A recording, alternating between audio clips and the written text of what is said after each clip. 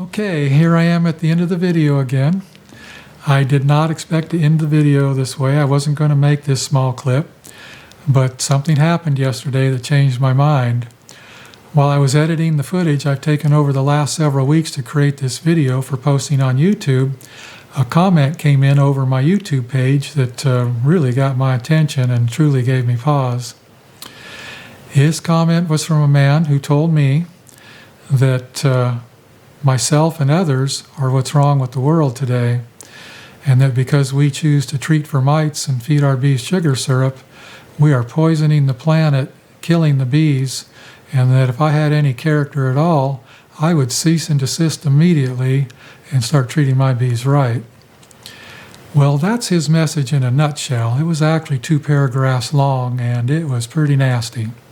So you won't see it show up on my YouTube video channel. I deleted it.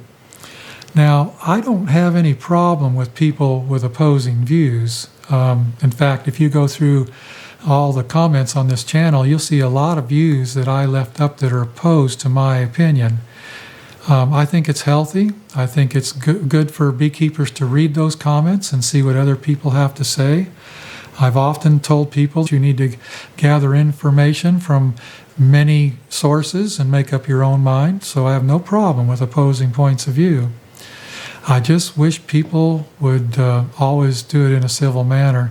This man's point of view would be posted today when I put up this video if he just would have done it in a civil manner.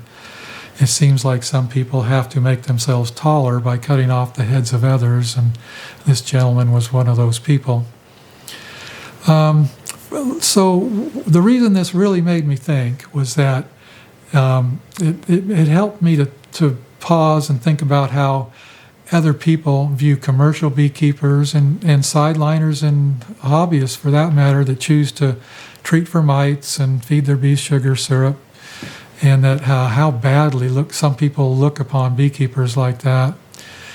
I'm not completely ignorant about no-treatment beekeeping. In fact, I applaud no-treatment beekeepers. I think they're the ones that are going to create the genetics that will lead beekeeping into the future when it comes to mite suppression.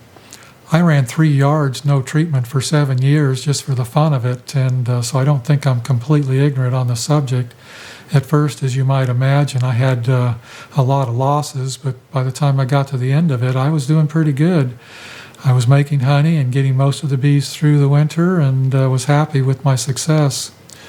I actually had 2 prominent queen producers come to me for stock to introduce into their own outfit to improve their genetics.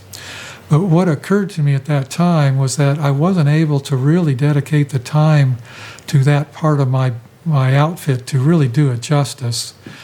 I think that was another iron in the fire that I just really didn't have time to address properly. So I chose to drop it, and I've been concentrating on the rest of my outfit ever since. I buy breeders and stock from other people that are doing that type of work, so I guess you could say I'm now paying other people to do that work for me. Quite happy to do it too, because it frees me up to do other things.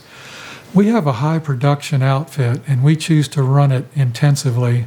If you've watched our videos, you know that we use sugar syrup as a tool. We use it freely, and a lot of it.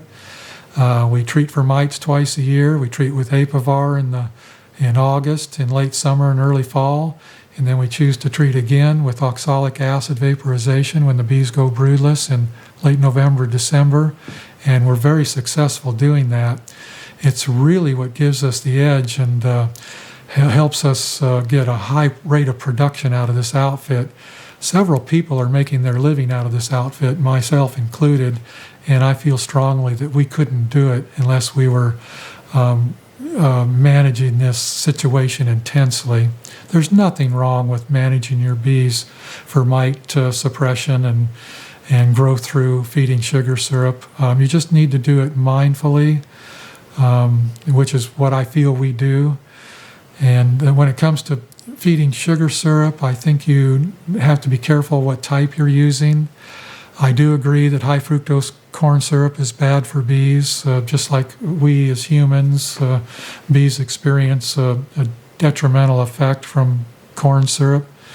I know a lot of commercial beekeepers that use it, and they're very successful with it, but they're a different type of beekeeping than I am, and there's too much research out there that talks about sucrose syrup and points in the direction that it's really not bad for bees. I know several beekeepers in Canada that take the honey away and they feed back sucrose syrup in order to have a better rate of overwintering success. For examples of that, I would have you look at Ian Stepler and Devin Ron, beekeepers up in Canada that feed sucrose syrup. I'll put links to their channels in the video description of this video. When it comes to treating, I recommend not assuming that whatever you've done has worked. We do alcohol mite washes after our treatments to make sure that they've been effective. I had a friend who spent $20,000 on Apivar strips 3 years ago, and after 2.5 months he figured out that it had done nothing. It was obvious to him, and it was obvious to me, that he had got a bad batch of Apivar. The Apivar people disagreed with that, but they didn't want to swallow the idea that their product could have been defective. It was obvious to us that it was, because he had been successful with Apivar before that, and he's been successful with Apivar after that. He knows what he's doing. It was definitely the product. And even when it comes to oxalic acid vaporization and other techniques, you need to check up on things and make sure that it's been effective before you find you have crashing bees later on. I think it pays you to go after you've treated and make sure that what you've done has worked correctly. We look for a 1% infestation rate or less going into winter. Obviously, 0 is what we like to see. There's no such thing as 0. You're never going to kill all the mites. And I think that's part of what helps us be a high production outfit. So anyway, to people that leave comments like that on my channel, thankfully there haven't been many. I love you. I appreciate you. I just don't agree with you, and I hope that the next comment you leave is a little nicer than that. I find myself wondering if Ian Stepler gets comments like this and what he does with them. I wonder if he deletes them too. I'll have to ask him sometime and see what he does with that kind of stuff.